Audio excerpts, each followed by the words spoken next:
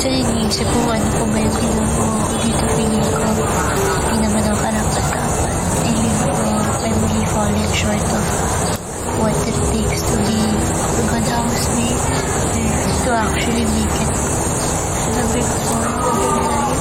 Gusto ko nang mag-sorry din siya. Ba't ka mag-sorry? Ito ka na. Let's go. Siyempre, yung mga sinabi namin, sobrang hate namin balikan. Kasi kagaya nga sinabi ko, nakita ko yung growth mo dito sa loob ng bahay.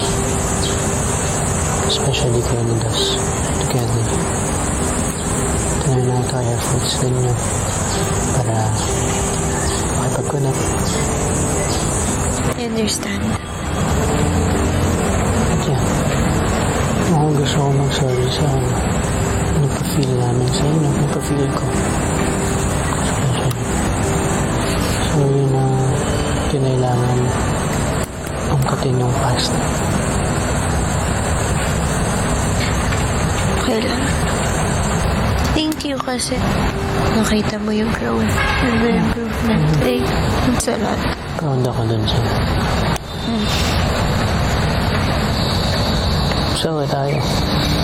Okay tayo. Okay tayo.